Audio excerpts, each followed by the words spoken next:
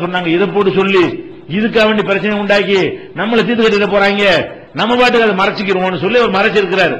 மார்க்கமா இருந்தா மறைக்குவாரா? மறைக்க மாட்டார். ஏன் மறைக்க மாட்டாருங்கிறோம்னா, அபூ ஹுரைரா அவங்க என்ன சொல்றாங்கன்னு கேட்டா, இது புகாரியில 118வது 120வது ஹதீஸ் தான் ஆதாரமா காட்டுவாங்க. நம்ம என்ன செய்யணும், 118 கொஞ்சம் படிங்கன்றோம். 120வது ஹதீஸ் ஆதாரமா காட்டுறீங்கல்ல, 118ல இருந்து கொஞ்சம் படிங்க. 118ல என்ன இருக்குன்னு கேட்டா, இருக்கிற நம்ம சஹாபாக்கள்ல ஹதீஸ் ரொம்ப அறிவிச்சது யாரு? அபூ ஹுரைரா தான்.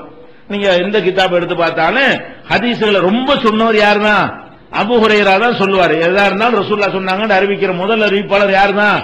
இவரா தான் இருப்பார். நிறைய ஹதீஸ்கள்ல இவருக்கு நிகரா யாருமே அறிவிக்கல, இவர் அளவுக்கு யாருமே செய்யல, ஹதீஸ்கள் அறிவிக்கல. அப்ப இது அவர் காலத்துல என்னவாகுதுன்னா ஒரு கொஸ்டின் ஆகுது, என்னப்பா உன்னை விட அபூபக்கர் உமர் நெருக்கமான சஹாபாக்கெல்லாம் ஒன்னு ரெண்டு ஹதீஸ் தான் அறிவிக்கிறாங்க, நீ பாட்டு கால ரசூலுல்லாஹ் சொன்னாங்கன்னு ஒரு அடிக்கிறீங்கிற மாதிரி அபூ ஹுரைராவுடைய காலத்திலே என்னவாயிருது, இது ஒரு கொஸ்டின் ஆகுறது. சில பேர் என்ன செய்யறாங்க, அக்ஸர் அபூ ஹுரைரா ரொம்ப தான் அறிவிக்கிறாரு, கிண்டலா ரொம்ப அறிவிக்கிறாருன்னு சொல்லி என்ன செய்யறாங்க, பேசுறாங்க. இது அபூ ஹுரைராவுடைய காதுக்கு போகுது. அப்ப அபூ ஹுரைரா ரலியல்லாஹு அன்ஹு சொல்றாங்க, இன்னன்னாஸ யகூலுன, மக்கள் எல்லாம் சொல்கிறார்கள், அக்ஸர் அபூ ஹுரைரா ரொம்ப ரொம்ப அறிவிக்கிறாரு.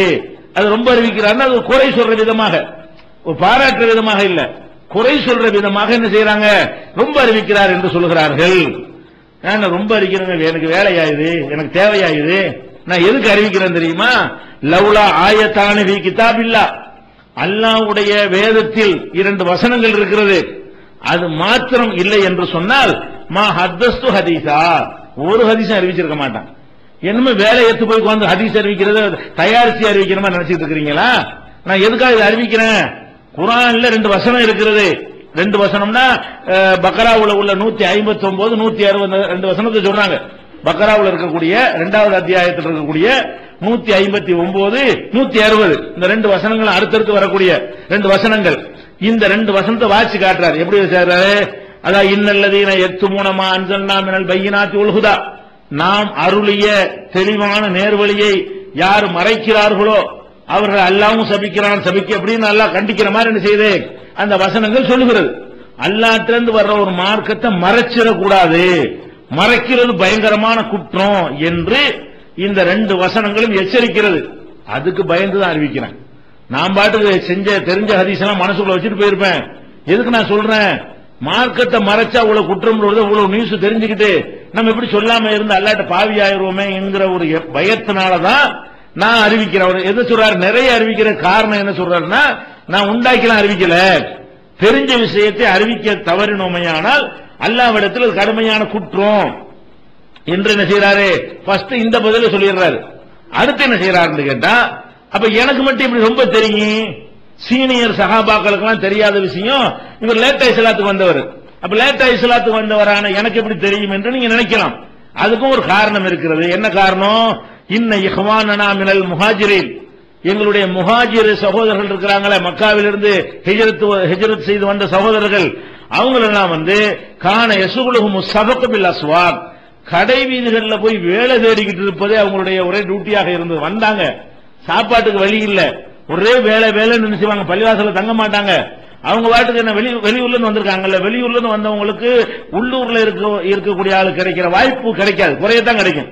உள்ளூர்ல உள்ள ஆளுகளுக்கு அறிமுகம் இருக்கும், அவங்களுக்கு அதிகமான வாய்ப்பு கிடைக்கும். வெளியூர்ல இருந்து வந்தாங்கன்னா வாய்ப்பு குறைவா தான் இருக்கும். உள்ளூர் ஆள் அவர் ஆகுற வரைக்கும், அறிமுகங்கள் ஏற்படுற வரைக்கும் கஷ்டப்பட வேண்டி வரும். அதுதான் அவர் என்ன சொல்றாருன்னு கேட்டா, முஹாஜிர்கள் வெளியூர்ல இருந்து வந்தாங்களா, அவங்களுக்கு சாப்பாடு பிரச்சனை இருந்ததா, அதுக்காக என்ன பண்ணுவாங்கன்னா டெய்லி அங்க ரசூலுல்லாஹ் என்ன சொல்றாங்கன்னு உட்கார்ந்து கேட்டுட்டு இருக்க மாட்டாங்க. அவங்க பாட்டுக்கு காலையில எந்திரிப்பாங்களா, தொழுவாங்களா, கடத்தூருக்கு போய் என்ன வேலை கிடைக்குது, கூலி வேலை கிடைக்குதா, அந்த வேலை எந்த வேலை கிடைக்குதோ அதுக்கு என்ன செய்வாங்க, போய் விடுவார்கள். இன்ன இஹ்வானனா மினல் அன்சார், அன்சார் சகோதரர் இருக்காங்களே, அவங்களாவது பள்ளியாசல் வந்து கிடப்பாங்கன்னு நினைக்கிறீங்களா? அவங்க என்ன செய்வாங்கன்னு கேட்டா, கான யசுகுலுஹுமுல் அமலு ஃபி அம்வாலிஹிம், அவங்களுக்கு தோட்டம் துறவு பேரிச்சம்பழம் அதை காப்பாத்தி அதுக்கு ஒர்க் பண்றது அவங்களுக்கு சரியா இருக்க நேரம். அப்ப அவங்களுக்கு இருக்கிற தோட்டம் தோப்புகளை எல்லாம் தோப்பு துறவு உள்ளாங்க, தோப்பு துறவுகளை பாதுகாக்கிற வேலை அவங்களுக்கு, வேலை தேடுறது இவங்களுக்குமாக இருந்ததுனால எல்லாருமே மஸ்ஜித் நபவியில இருக்க மாட்டார்கள். பள்ளிவாசல்ல உட்கார்ந்து இருந்தா தான் நிறைய ஹதீஸ்கள் கிடைக்கும். ரசூலுல்லாஹ் பேசுறதை எல்லாம் கேட்டு இருக்கிற வாய்ப்பு உங்களுக்கு கிடைக்கவில்லை. நான் என்ன செய்யறேன், அவர் என்ன செய்யறாரு, இன்னும் அபூ ஹுரைரா, இந்த அபூ ஹுரைரா இருக்கிறேனே, நான் என்ன செய்வேன் கேட்டா, கான யல்ஸமு ரசூலுல்லாஹி ஸல்லல்லாஹு அலைஹி வஸல்லம், ரசூலுல்லாஹ்வோடயே தான் இருப்பேன். சாப்பாட்டுக்கு என்னன்னு நான் யோசிக்க மாட்டேன், வேலைக்கு என்னன்னு யோசிக்க மாட்டேன். யாராவது சாப்பிடன்னு கூட்டிட்டு போனா கூட போய் சாப்பிடுவேன். பால் கொண்டு வந்தா ரசூலுல்லாஹ் தருவாங்க, அதை குடிப்பேன். இல்லன்னா பள்ளிவாசல்ல கிடப்பேன். சாப்பாடு ஒரு மேட்டர் கிடையாது எனக்கு. நான் வந்து பள்ளி ரசூலுல்லாஹ்ட்டயே இருந்தேன். பிஸபஇ பத்னிஹி, வயிற்று பசியோட ரசூலுல்லாஹ்வோட இருப்பேன். சாப்பாடு பசிச்சவன சம்பாதிக்கிற ஓட மாட்டேன், அது மாதிரி இருந்தேன். யஹ்லுரு மாலா யஹ்லுருன், அவர்கள் ஆஜராகாத சந்தர்ப்பங்களில் எல்லாம் நான் ஆஜராகி இருப்பேன். யஹ்ஃபலு மாலா யஹ்ஃபலுன், அவர்கள் மனனம் செய்யாத விஷயங்களை எல்லாம் நான் மனனம் செஞ்சேன். 2 மேட்டர் சொல்றாரு. உனக்கு எப்படி ரொம்ப தெரியும் என்பதற்கும் பதில் சொல்றாரு, நீ ஏன் ரொம்ப அறிவிக்கிற அதுக்கும் பதில் சொல்றாரு. ரொம்ப எப்படி தெரியும், எப்படி தெரியும்னா, மற்றவங்க எல்லாம் சபையில இருக்கிற நான் இருந்தேன், மற்றவங்க எல்லாம் அறிந்து கொள்வதற்கு ரசூலுல்லாஹ்வே ஒட்டிக்கிட்டு இருந்தா தானே செய்தி நிறைய கிடைக்கும். அவங்க சுத்திக்கிட்டு ஒரு நாளைக்கு ஒரு தடவை 2 தடவை ஒரு வாரத்துக்கு ஒரு தடவை வந்து ரசூலுல்லாஹ் பார்த்தாங்கன்னா அவங்களுக்கு எத்தனை ஹதீஸ் தெரியும்.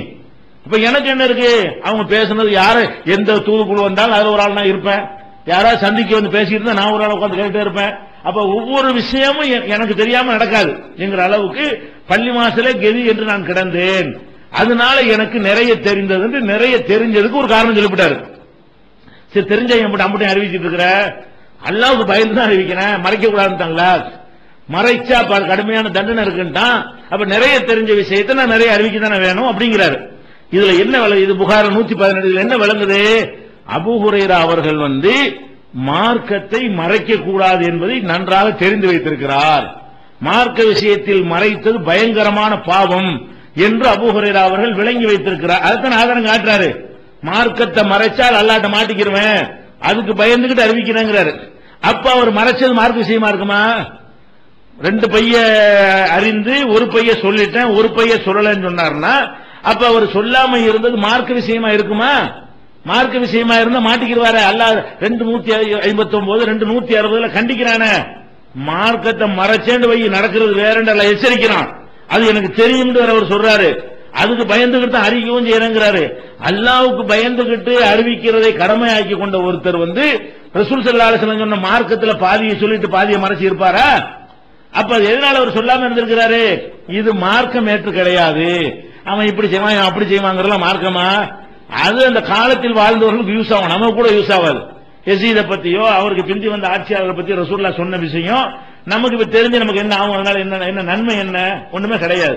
அந்த மாதிரி ஒரு அர்த்தத்துல தான் அவர் சொல்லாம இருந்திருப்பார் என்பது இதுல இருந்து நம்ம விளங்கிக் கொள்ள முடியுது. புகாரில் 118வது ஹதீஸிலிருந்து. அப்ப அபூ ஹுரைரா அவர்கள் வந்து மார்க்கத்தை மறைக்கக்கூடியவர் கிடையாது, மறைக்கிறது பாவம் என்று விளங்கியவர். அப்படி விளங்கி கொண்டவர் வந்து பாதி மார்க்கத்தை சொல்லிட்டு பாதி மார்க்கத்தை சொல்லாம இருந்திருப்பாரா? அப்படின்னா அவர் சொல்லாம இருந்திருக்கேன்னு அவரும் சொல்றாரு. அதனை கழுத்து அறுக்கப்படும் சொல்வதில் இருந்து என்ன வழங்குறது? ஆட்சியாளர்களுக்கு எதிராக வாயை திறந்தா தான் கழுத்து அறுக்கப்படும். அந்த மாதிரி மேற்று அவர் ஏதோ மறைச்ச மேற்று என்னது?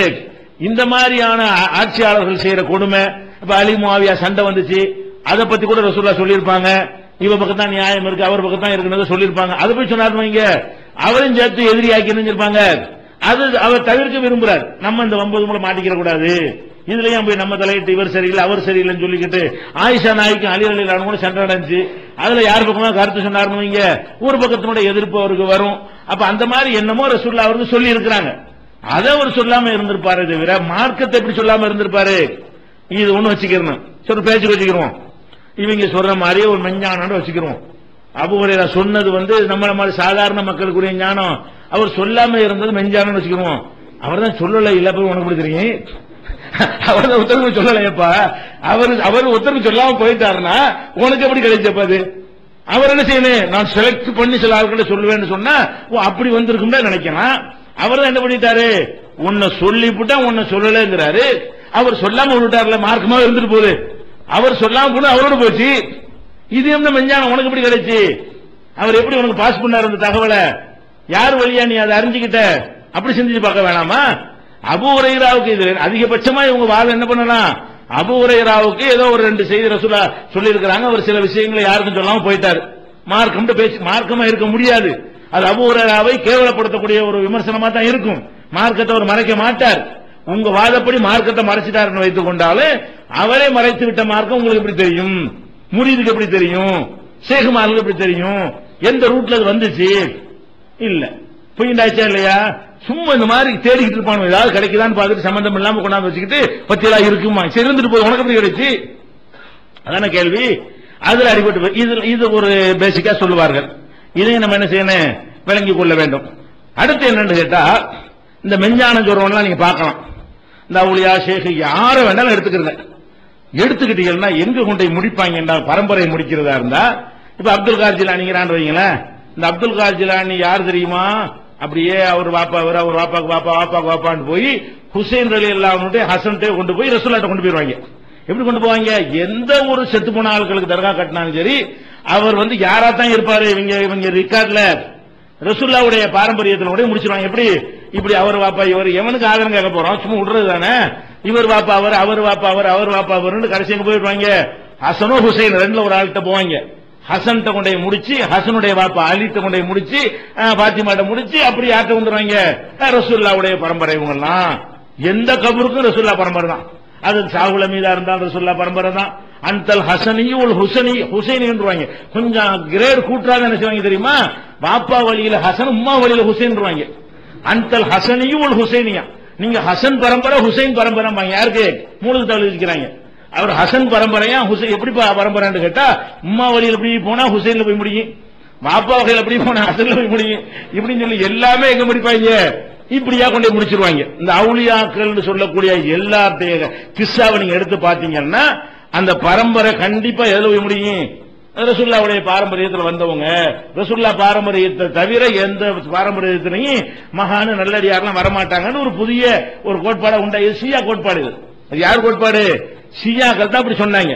ரசூலுல்லாஹ்வுடைய பாரம்பரியம் மட்டும்தான் ஆளணும், அவங்க மட்டும்தான் சரியான குடும்பம், வேற யாருக்கும் ஆட்சி பொறுப்பு இல்ல.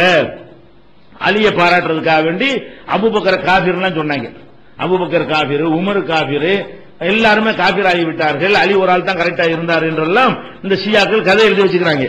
இவங்க என்ன பண்றாங்க என்று கேட்டா, இவங்களுடைய கொள்கை, ஷியாக்களுடைய கொள்கை எப்படின்னு கேட்டா, ரசூல் ஸல்லல்லாஹு அலைஹி வஸல்லம் அவர்கள் மக்களுக்கு சொன்ன மார்க்கம் வேற, அலி வழியாக சில மார்க்கத்தை நினைஞ்சிருக்கிறாங்க சொல்லி அதை படிப்படியா வாரிசாகவோ அவங்களுக்கு வேண்டப்பட்ட வழியாகவோ ரகசிய ஞானத்தை அங்க கொடுத்துட்டு போனாங்க. அபூ ஹுரைரா ஒரு பக்கம் சொல்லிக்கிறாங்க. அபூ ஹுரைரா அடிபட்டவங்க என்ன செய்வாங்க? அலி ரலியல்லாஹு கொண்டே முடிப்பாங்க. அலி ரலியல்லாஹு அவர்களுக்கு ரசூல் ஸல்லல்லாஹு அலைஹி வஸல்லம் அவர்கள் பொதுமக்களுக்கு சொல்வதை எல்லாம் பள்ளிவாசல்ல பொதுவா சொல்லி விட்டார்கள். மருமகன் வீட்டோட தானே இருப்பாங்க. மருமகனா இருக்கனால கூப்பிட்டு என்ன செய்வாங்க? இது ரகசியமான விஷயம், எல்லாத்தையும் சொல்லிவிடாது, ரொம்ப பக்குவப்பட்ட ஆளை பார்த்து சொல்லு என்று அலி ரலியல்லாஹு ஸ்பெஷலா நினைஞ்சாங்க, சொல்லி கொடுத்தாங்க என்று ஒரு கதையை கட்டினாங்க. இது எதுக்கு கட்டினாங்க தெரியுமா? இப்ப ரசூல் ஸல்லல்லாஹு அலைஹி வஸல்லம் பிறகு அபூபக்கர் ஆட்சியில் இருந்தாங்க, அது குழப்பம் இல்லாம இருந்துச்சு. உமர் ரலியல்லாஹு ஆட்சி இருந்தது, அதுவும் சிறப்பான குழப்பம் இல்லாத ஆட்சி. உஸ்மான் ரலியல்லாஹு காலத்தில் ஒரு குழப்பமான ஆட்சி நினைஞ்சிருச்சு. அவங்களே முஸ்லீம்கள் சிலராலே உஸ்மான் கொல்லப்படுறாங்க, அந்த அளவு குழப்பமான ஆட்சியா போச்சு. அதுக்கப்புறம் அலி ரலியல்லாஹு ஆட்சிக்கு வந்துட்டாங்களா, அலி ரலியல்லாஹு ஆட்சி காலத்தில் இஸ்லாமிய சாம்ராஜ்யம் ரெண்டா போச்சு. அபூபக்கர் காலத்தில் ஒட்டுமொத்த முஸ்லீம்களுக்கு ஒரு ராஜ்யம் தான். உமர் ரலியல்லாஹு காலத்தில் முஸ்லீம்களுக்கு பூரா ஒரு நாடு தான். உஸ்மான் ரலியல்லாஹு காலத்தில் முஸ்லீம்களுக்கு பூரா ஒரு நாடு தான். அலி ரலியல்லாஹு காலத்தில் என்ன ஆச்சுன்னு கேட்டா, அவங்களுக்கு மதீனாவுல ஒரு ஆட்சியும், முஆவியா இருக்காங்கல்ல ரசூலுல்லாஹ்வுடைய அவர் மச்சன், ரசூலுல்லாஹ்வுக்கு மச்சான் ஒரு முஆவியா, அவர் சகோதரி ரசூலுல்லாஹ் கல்யாணம் பண்ணிருக்காங்க உம்மு ஹபீபாவை. அப்ப அவங்களுக்கு என்ன செய்யறாங்க? அவர் ஷாம்ல உட்கார்ந்துகிட்டு நான் தான் இங்க ஜனாதிபதிட்டாரு, இங்க ஒண்ணு அங்க ஒண்ணு. கடைசியில் அலி ரலியல்லாஹு மதீனாவுல இருக்க முடியாத நிலைமை கூபாவை கூடி போயிட்டாங்க. தலைநகரத்திலே ரசூலுல்லாஹ்வுடைய